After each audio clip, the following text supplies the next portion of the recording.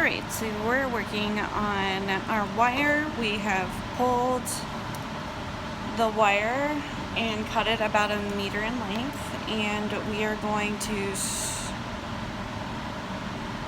separate each of the 3 colors, and we're going to strip the coating off of the wires.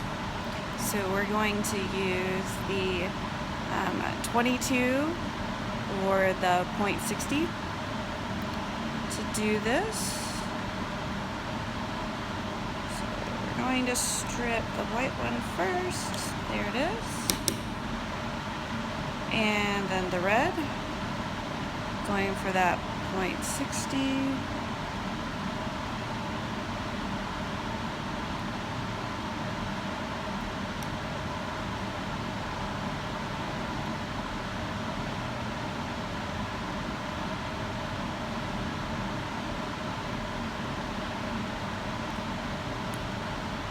And then last but not least, the black.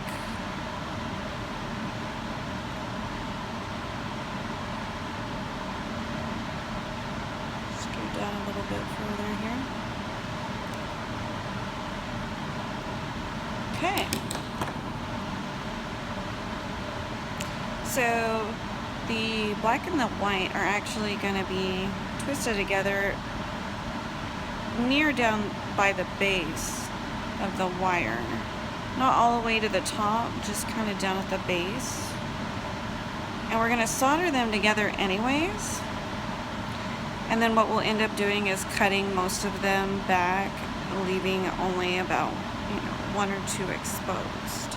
That's going to help us when we get ready to solder it to our strain gauge. The strain gauge is so tiny, so thin that it's difficult to weld all of these wires to the strain gauge. So if we solder it together so that way it makes a connection between all of the wires, then we can cut back the remaining ones, and it'll make it a lot easier when we get ready to solder it to our strain gauge.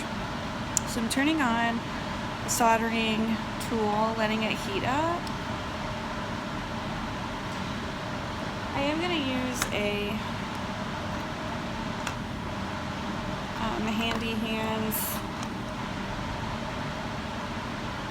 device here to help me hold my piece while I solder it.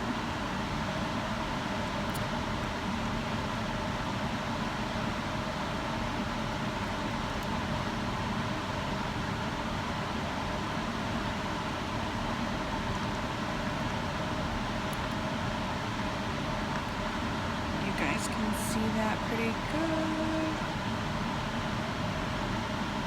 Okay.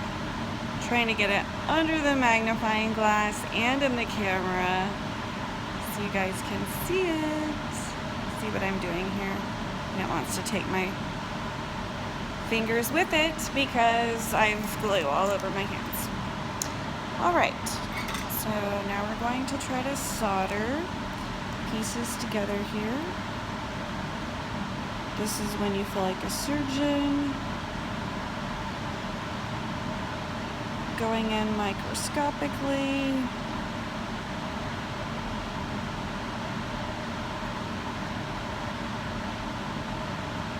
To remove an organ.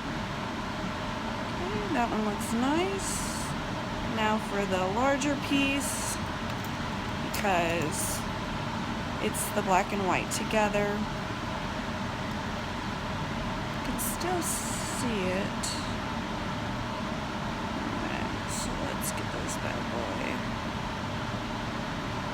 Or girl. Who knows? Right. So I'm going to put the soldering tool back up, turn it off, safety reasons. Let it cool for a few seconds, and then I'm going to take a look-see. Make sure that I like all of the soldering. It got all the way around. So we've completed a circuit here for all of our wires. Yeah, I like it. Very good. Show you one more time. So we've soldered the black and the white wire together, And I've kept out one little bitty wire by itself because I'm going to end up getting rid of the rest of these because it's just too much to solder onto our little bitty strain gauge. And then here is my red wire. Similarly, I'm going to separate, you know, the wires. Try to just get one, maybe two off to themselves and then cut the rest. So I'm going to cut them now. And then I'll show you using our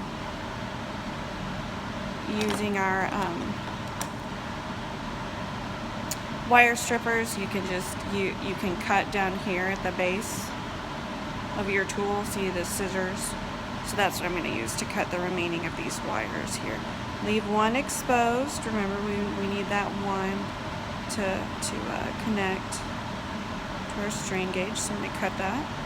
Okay, so my black and white is ready to go, which is the one wire. Now, like I said, kind of get one or two off to their side, and then we're going to cut the remaining using our wire cutters. Okay, so that's going to make it a lot easier when we get ready to put that on or can solder that to our strain gauge. Okay, so that is a huge tip. Trying to leave them all there and solder all of them is hard unless you're a great soldering expert. If you are a soldering expert, then by all means keep everything and solder it, but for those of us who are lacking the experience, then this is definitely the method to go. So I am going to kind of get my wires together to prepare them. I'm going to put a curve, a bend in my wire, and then I am going to kind of flatten the wire pieces. I kind of want them to point down. I would rather them point down than point up. So we kind of have this parabola with this curve in it, and then they're flattened or maybe even pointing down a little bit, because this will help us when we get ready to solder onto our beam. So I'm going to let me prepare my beam, and then we will come back.